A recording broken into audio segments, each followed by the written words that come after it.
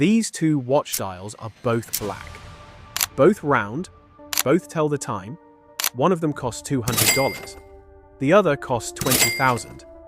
And by the end of this video, you'll be able to tell which is which, just by looking. No brand name, no price tag. Your own eyes. Here's the thing, almost everybody gets wrong about dials. They assume that a black dial is a black dial, and the 100-fold price gap is just the logo at the 12. It isn't. The color is barely the point. What separates a cheap dial from a spectacular one isn't the pigment, it's a physical process you can learn to see. And once you've seen it, you can't switch it off. You'll be doing it in shop windows. You'll be doing it to your own watch. So this isn't really a video about watches. It's a video about light. Because a dial, when you strip away the mystique, is a small machine for controlling light. And the price of a dial tracks one thing above all: how hard that light is to control by hand. To read these two dials, we need to crack 3 questions. 1, if the color is the same, where does the price actually come from? 2, what do trained eyes see that yours don't yet? Because there are 3 or 4 specific tells, and I'm going to hand you everyone. And 3, the most expensive technique of all nearly disappeared from the planet about 30 years ago, and it still fails 3 times out of 4. Why does anyone still make it? Stick around, because by the last minute we'll come back to these 2 black dials and read them out loud, together. The principle. A dial is a light machine. Let's build this from zero.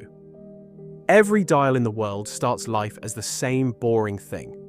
A plain metal disc, usually brass, sometimes gold, silver, steel, or titanium, but mostly a simple stamped disc called a dial blank. Holes get drilled for the hands. And then everything that makes a dial interesting, the color, the texture, the markings, is a layer added on top of that disc. So here's the idea that holds this whole video together. A dial isn't a picture. It's a surface that does something to light. Some dials let the light just sit on top and bounce straight back. Some scatter it into a soft glow. And a rare few let the light sink in, travel through, and come back with depth. That's the whole game. And the more the dial does to the light, and the more of that is done by a human hand rather than a machine, the more it costs. Let me give you the 2 mental images we'll keep coming back to. Picture a wall painted glossy black. The light hits it and bounces straight off, flat. Now picture a stained glass window of the same color. The light goes in, passes through the glass, and comes back rich and deep. Same color, completely opposite behavior. Hold on to that, because it's the exact difference between the 2 black dials from the start. Now picture running your hand across a field of grass at sunset. You see waves of light chase across it. That's what a carved pattern does to a dial. It creates depth out of pure geometry without changing the color at all. A flat surface can't do that. And none of this began as decoration. Early on, dial finishing was function. Craftsmen cut fine patterns into metal partly to kill glare so you could read the time. Matte textures hid imperfections. Lacquer protected the surface and boosted contrast. It was only later that these practical tricks became a visual language. The man who turned one of them, engine turning, into an art was Abraham Louis Breguet at the end of the 18th century.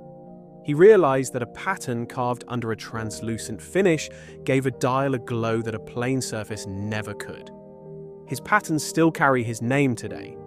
So if the goal is controlling light beautifully, the cheapest way to color a dial does the least with it.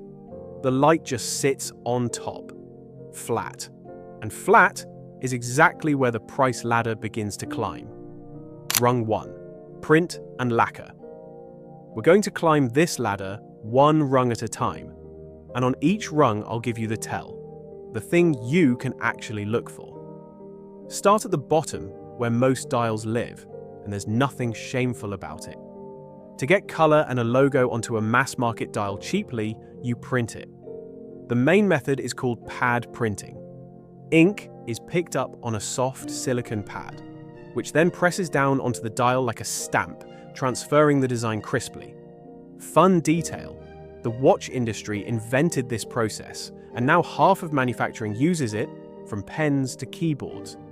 Then, for gloss and depth, the dial is coated in lacquer, essentially fine layers of paint or varnish, each one dried and polished before the next. A good lacquer dial can take up to 12 layers. Here's your first tell. On a printed lacquered dial, the light sits on the surface and bounces back evenly and flat, that glossy wall look. And if you get a loop on the printed text, the edges can look very slightly ragged or soft, because they're made of ink. The color lives on the surface, not underneath it. Nothing sinks in. It's clean, it's sharp, it's sensible, but it's flat. The light has nowhere to go. So the next rung up asks a simple question. How do you add depth and life without even changing the color? Rung 2, relief and geometry. 2 answers. And this is the rung where most people's knowledge goes wrong, so pay attention. Answer 1, applied indices. Instead of printing the hour markers, you make them as separate little pieces of metal and physically pin them onto the dial. Now they stand up in relief. They have polished facets. They catch the light in 3 dimensions and throw tiny shadows. And this gives you the single most useful test in the whole hobby. Look at an hour marker under raking light. If it's applied, it has sides. The side wall is the same color and shine as the top, and it casts a faint shadow. If it's printed, there are no sides. The marker is the color of the dial everywhere except the flat top. Sides and a shadow, applied. No sides, printed. That's it. That's the tell. Answer 2, guilloche. This is that field of grass trick, a repeating pattern cut into the metal itself, on a hand-cranked lathe called a Rose engine, some of them well over a century old. It builds depth out of geometry, not color. Real Rose engine guilloche has tiny living imperfections, and a pattern that runs razor sharp. The cheaper imitation is stamped, pressed in under high pressure, and it looks identical every time, which is exactly the giveaway. It's a bit dead. Collectors pay for the human hand. Now, here's the trap nearly everyone falls into. People say applied indices means quality, as if it were a law. It isn't. You can buy $50 watches with applied indices. And plenty of the finest dials are deliberately printed. Intricate serif Roman numerals, Breguet-style numerals, or a dive watch where a flat printed dial gives you better lume and contrast when you're 20 meters down. Print applied markers onto an enamel dial and you'd wreck a work of art. So the honest rule isn't applied good, printed bad. It's this: the right technique depends on the watch. Anyone who tells you otherwise is reciting, not seeing. Relief and geometry lift the dial off flat. But there's a rung above even this. A level where the light doesn't bounce off the surface at all. It sinks in. And almost everyone who tried to make it failed. Rung 3, Grand Fou enamel, where light sinks in. This is the top of the ladder, and it answers the whole cover question. Remember the stained glass window? This is how you build one on a disc the size of a coin. It's called Grand Fou enamel, Great Fire. You take powdered glass, silica colored with metal oxides, dust it onto the metal disc, and fire it in a kiln at around 800 degrees Celsius. The glass melts and fuses to the metal. Then you do it again. And again. Each color, each layer, another firing. And when you combine it with the rung below, guilloche underneath, translucent enamel over the top, you get the apex of the craft, called flinke. Light passes down through the glass, bounces off the carved pattern beneath, and comes back like a jewel. That's the depth a printed dial can never fake. Under the loupe, enamel white looks creamy and deep. Lacquer white next to it suddenly looks like paint. But here's the brutal part. The part that explains your $20,000 dial. glass and metal expand at different rates when heated. So every single trip back into the kiln can crack every layer you've already built. According to Donzé Cadrons, one of the last great enamel workshops, between 60 and 75% of their dials are destroyed before they're finished. You're not just paying for the dial that survived, you're paying for the 3 that died. A single enamel dial takes around 2 days of work. The engraving alone on the fancier types runs 8 to 15 hours. And black enamel, the very color on our mystery dial, is one of the hardest of all because it shows every impurity. So look at what black dial actually meant all along. One is ink resting on brass, the other is molten glass that failed 4 times before it set, which raises the strangest part of the whole story. This technique, the top of the ladder, very nearly disappeared from the face of the earth. And the reason why is the best bit. Connection, failure, and the craft that nearly died first, connection. Because none of this is distant. That shimmering radial sunburst on nearly every affordable blue dial today, the Soleil finish, is the same trick from watches costing £100 to £100,000. The pad printing that put the logo on your own watch is printing your keyboard and your pens too. And the next black dial you pass in a shop window, you're now going to look at the edge of the markers and watch whether the light dies flat on the surface or sinks in. You've already changed how you see. Now, the failure story. And it's not a crash, it's a near extinction. About 30 years ago, the skill of making grand faisceau enamel dials was widely considered a lost art. Industrial production and the chase for margins had all but killed it. It survived hanging by a thread in a handful of workshops, above all Donzé Cadrons, founded by Francis Donzé in Le Locle in 1972, and in a few isolated masters whose names barely appear on the dials they made. To this day, Donzé produces only around 12 to 1,500 dials a year. There is no school for this. The skill passes hand to hand, craftsman to apprentice, over years. Ulysse Nardin bought the workshop outright in 2012 for one reason: to stop the knowledge dying.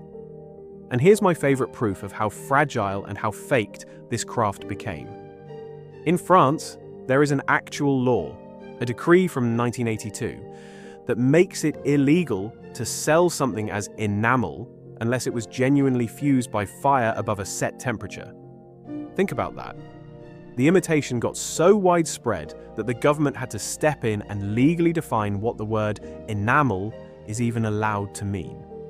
But the ending is a happy one. The craft is coming back. Small brands are bringing real enamel to prices that were unthinkable a decade ago. Anourdain in Scotland, Louis Erard with entry-level copper enamel. Even German heavyweights like A-Lang and Cerner brought enamel in-house. And as more people learn to see, the way you just have, a beautifully finished dial becomes something the market rewards again. So, back to our 2 black dials. The $200 one, now you can see it. That's a brass disc, pad printed, sealed under glossy lacquer. The light sits on top and bounces flat.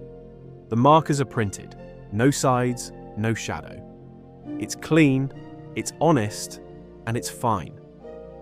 The $20,000 one, molten glass, fired onto metal at 800 degrees, 3 or 4 times, with a better than even chance of shattering each time. The light sinks into it and comes back with depth.